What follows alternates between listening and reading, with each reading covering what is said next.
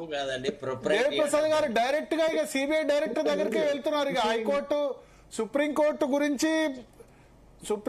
గురించి అయితే అన్మ్యూట్ చేయండి దేవప్రసాద్ గారు. సుప్రీంకోర్టు గురించి న్యాయ నిపుణులతో చర్చించి నిర్ణయం తీసుకుంటాం కానీ సిబిఐ డైరెక్టర్ ను ఉత్తమ్ కుమార్ రెడ్డి, రేవంత్ రెడ్డి ఇద్దరు స్వయంగా కలుస్తారట. కలవనీయండి భరత్ గారు, మంచిదే కదా. సిబిఐ డైరెక్టర్ ని కలవనీయండి, ఇంకా ప్రధానమంత్రిని కలవనీయండి, హోం మంత్రిని కలవనీయండి, వారికి ఎన్ని దారులు ఉన్నాయి అన్ని దారులు కలవనీయండి. ఉత్తమ్ కుమార్ రెడ్డి ఇంతకాలం ప్రెస్ లో మాట్లాడండి కదా, అసలు ఏమైనా స్పష్టత ఉందా భరత్ గారు? మొత్తంగా కూడా చెప్పి లాడు ఈ కోర్టులో ఇచ్చినటువంటి తీర్పు కమిషన్ ఏర్పాటు చేయడానికి హక్కు లేదని ఎవరు చెప్పలేదు, హక్కు ఉందని ఈయన చెప్తున్నాడు. అది ఎవరైనా చెప్పిర్రా? చట్టానికి హక్కు లేదని. కమిషన్ ఏర్పాటు చేసేటువంటి హక్కు ప్రభుత్వానికి ఉంటుంది. కానీ అనేక వైలేషన్ చేసింది, సహజ న్యాయ సూత్రాలను పాటించలేదు, 8C వైలేట్ చేసింది. అట్లాగే అనేక విషయాలు 8B 8C సంబంధించినటువంటి విషయాలు పెద్దలు శరత్ గారు చెప్పారు, నేను విన్నా. కాబట్టి ఇటువంటి విషయంలో అది ఇంటోటోగా ఈ కమిషన్ చేసినటువంటి ఫైండింగ్స్ మీద ఎవరి మీద చర్య తీసుకోవడానికి వీలు లేదనేటువంటి విషయాన్ని కమిషన్ తో సంబంధం లేదు. ఎన్డీఎస్ఏ రిపోర్ట్ ఉంది, అసెంబ్లీ తీర్మానం ఉంది, అసెంబ్లీలో తీసుకున్న నిర్ణయం. నేను ఏమంటున్నా భరత్ గారు, ఇవాళ చాలా స్పష్టంగా కేబినెట్ లో చెప్పేది ఉండే, అసెంబ్లీ చేసినటువంటి నిర్ణయం ప్రకారం మేము చర్యలకు పోతాం, లేకుంటే ఎన్డీఎస్ఏ ప్రకారం చర్యలకు పోతామని. ఆ రెండు చెప్పకుండా అటు కాకుండా ఇటు కాకుండా ఏం కేబినెట్ నిర్ణయం?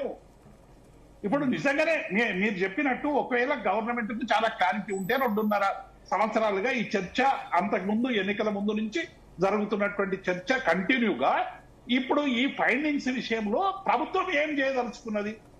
ఎంక్వైరీ చేయమనండి, ఏం ఎంక్వైరీ చేస్తుంది? నేను ఏమంటున్నా, ఇంతకుముందు శరత్ గారు చెప్పిన ఫైండింగ్స్ అన్ని నేను విన్నా. Findings prejudicial to the petitioners are declared inoperative అని మన శరత్ గారు ఒక వ్యాఖ్యను చదివింది. అంటే దాని అర్థం ఏంటి? పిటిషనర్లకు నష్టం కలిగించేలా ఉన్న కమిషన్ లోని అంశాలన్నీ చట్టపరంగా పనికిరావనేటువంటి అంశాన్ని చాలా స్పష్టం చేసింది. రెండవది, కమిషన్ ఆఫ్ ఎంక్వైరీ యాక్ట్ 1952 ప్రకారం ఏదైతే విచారణ సమయంలో ఎవరి ప్రతిష్టకైనా భంగం కలిగించేటువంటి అంశం ఉంటే తప్పనిసరిగా తగిన అవకాశం ఇచ్చి వారి వాదన విన్న తర్వాతనే నివేదిక ఇవ్వాలనేటువంటి నిబంధనలు కమిషన్ ఉల్లంఘించిందనేటువంటి విషయాన్ని చాలా స్పష్టం చేసింది. నేను ఏం భర్తీ చేసుకోవచ్చు, ప్రభుత్వానికి ఉంది, ఎవరైనా అవినీతి చేస్తే వాళ్ళని చర్య తీసుకునేటువంటి అవకాశం ఉంది. రేపు ఇది మొత్తం ఫైండింగ్స్ తర్వాత వీరికే అర్థం కాక రేపు సింఘ్వి దగ్గరికి పోతామని చెప్పిండ్రు. అడ్వకేట్ జనరల్ కూడా అర్థం కానట్టుంది మా శరత్ గారికి అర్థమైనంత రీతిలో. కాబట్టి నేను ఏమంటున్నా, డెఫినెట్ గా వాళ్ళు ఏం చేయదలుచుకుంటారో చేయండి. కోర్టులున్నాయి, చట్టాలున్నాయి, న్యాయాలున్నాయి. ఎవరైనా అవినీతికి పాల్పడ్డా, ఇంకొకటి పాల్పడ్డా డెఫినెట్ గా శిక్షలు పడాల్సింది.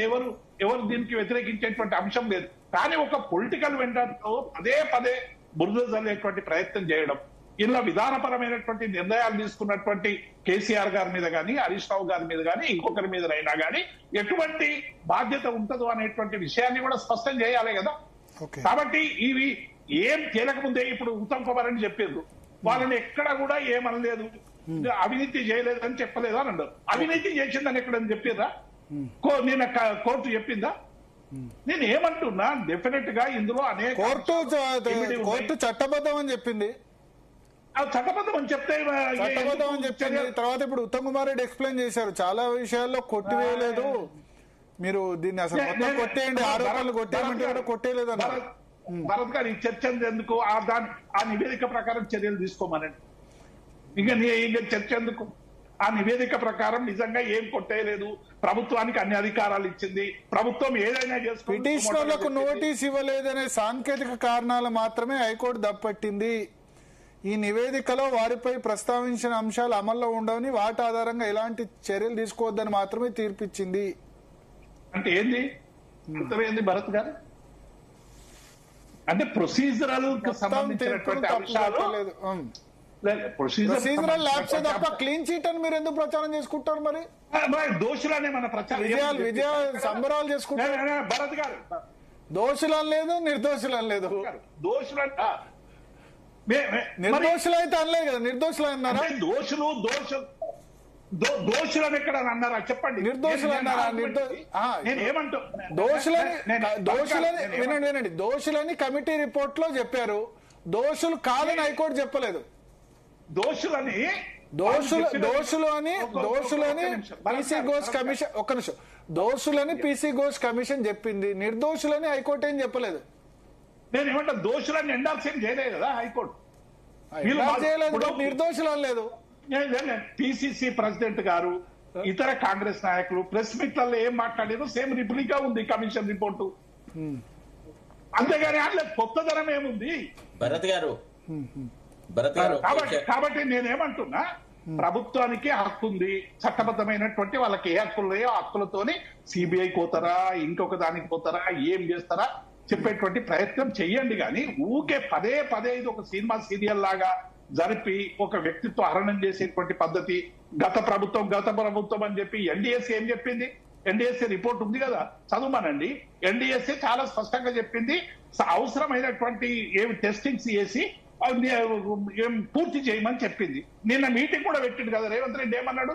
మేము రిపేర్లు చేయడానికే ఇక్కడికి వచ్చినాము, ఈ మీటింగ్ పెట్టినాం, రివ్యూ చేస్తున్నాం, దీన్ని ప్రజా ఉపయోగంలోకి తీస్తామన్నాడు.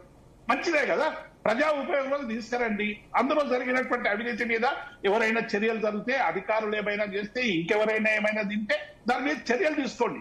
కానీ ఈ శిక్ష రైతులకు ఏం చేస్తారు? ఇది కొట్టుకపోవాలని ప్రయత్నం చేసి 2.5 సంవత్సరాలుగా ఏదో వరదలు వస్తే కొట్టుకపోతుంది అయిపోతుంది. ఇప్పుడు మీరు రిపేర్ చేయకుండా నీళ్లు స్టోరేజ్ చేస్తే అడావుడిగా చేస్తే భద్రాచలం పట్టణం మొత్తం కొట్టుకుపోతుందని చెప్పారు ఉత్తమ్ కుమార్ రెడ్డి. మల్లన్న సాగర్ కూడా భూకంపం వచ్చి కొట్టుకపోతుందని చాలా మంది చెప్పారు. ఇప్పుడు 25 టీఎంసీలో 3 ఏళ్లుగా ఉంటున్నాయి, ఎక్కడ భూకంపం రాలేదు, ఎక్కడ వరదలలో కొట్టుకపోలేదు. మరి ఇదివరకు కట్టినటువంటి ప్రాజెక్టులు కొట్టుకపోయిన వాటికి ఏం సమాధానం చెప్తారు? నేను ఏమంటున్నా, ఎస్ఎల్బిసికి చాలా నేషనల్ ఎక్స్పర్ట్స్ తెచ్చి చేశారు. 8 మంది ఎట్లా చచ్చిపోయినారు? లోపలికి బయటకు కూడా రాలేదు కదా శవాలు. సుఖశాల రిటైనింగ్ వాళ్ళు ఎట్లా ఊదిపోయింది?